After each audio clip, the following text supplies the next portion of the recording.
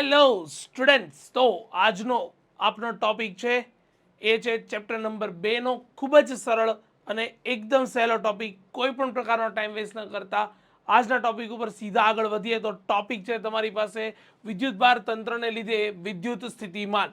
તમે અત્યારે વિદ્યુતભારનું વિદ્યુત સ્થિતિમાન ભણ્યા, મતલબ બિંદુવત વિદ્યુતભારનું ભણ્યા, ડાયપોલનું ભણ્યા, અને હવે ભણવા જઈ રહ્યા છો વિદ્યુતભારના તંત્રનું વિદ્યુત સ્થિતિમાન.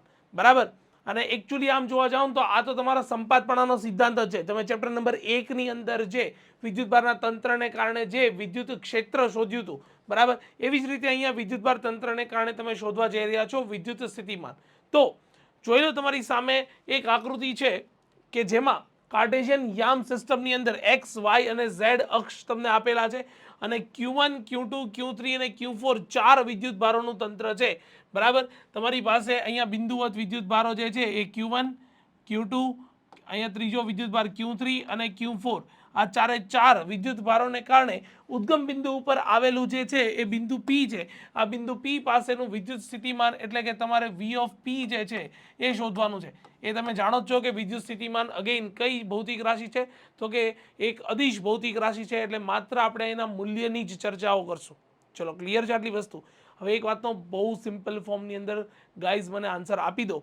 બરાબર, કે તમારી પાસે જ્યારે ચાર વિદ્યુત ભારોનું તંત્ર છે તો બિંદુ P પાસે અહીંયા ઉત્પન્ન થતું વિદ્યુત સ્થિતિમાન કોના કોના કારણે હશે? તમે કહેશો કે સર બહુ સિમ્પલ છે, અહીંયા ચારે ચાર વિદ્યુત ભારો જે છે એ બિંદુ P ઉપર વિદ્યુત સ્થિતિમાન ઉત્પન્ન કરશે. તો બહુ સિમ્પલ ફોર્મની અંદર જ્યારે આપણે ચર્ચા કરીએ છીએ, બરાબર, તો એ ચર્ચાની અંદર V ઓફ P જે છે એને તમે કઈ રીતે વ્યાખ્યાયિત કરશો? તો કે સર અમે એને વ્યાખ્યાયિત કરશું V ઓફ P એટલે કે P બિંદુ પાસે ઉદ્ભવતું વિદ્યુત સ્થિતિમાન પહેલા વિદ્યુત ભારને કારણે પ્લસ બીજા વિદ્યુત ભારને કારણે પ્લસ ત્રીજા વિદ્યુત ભારને કારણે પ્લસ ચોથા વિદ્યુત ભારને કારણે વિદ્યુત ભાર ઉત્પન્ન થતા હશે. ચલો ડન.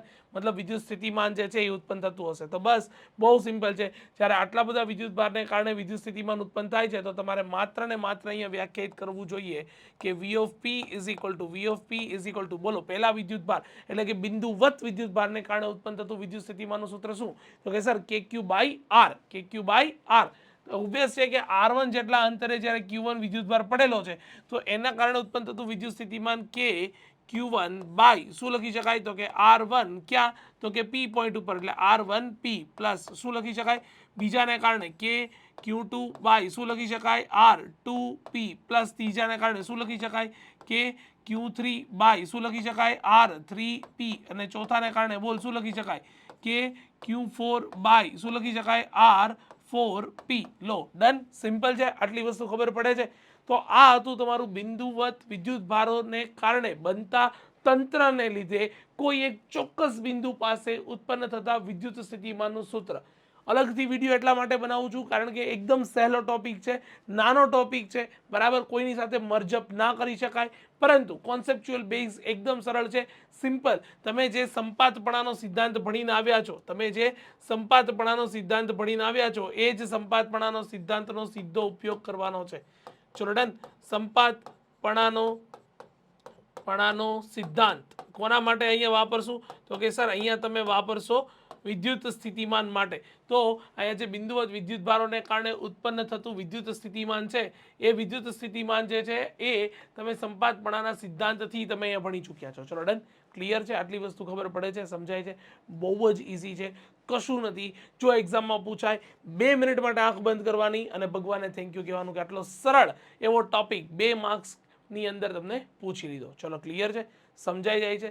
તો આવા જ અવનવા વિડીયો અને એકદમ સીધા સરળ અને સચોટ કોન્સેપ્ટ માટે આપણી યુટ્યુબ ચેનલ સાથે જોડાઈ રહો. વિડીયોઝ જોતા રહો, ભણતા રહો, શીખતા રહો, તમારા ફ્રેન્ડ્સ સાથે શેર કરતા રહો. રિવિઝન માટે ખાસ કહું છું, રિવિઝન માટે આપણી યુટ્યુબ ચેનલનો ભરપૂર માત્રાની અંદર ઉપયોગ કરો. દરેક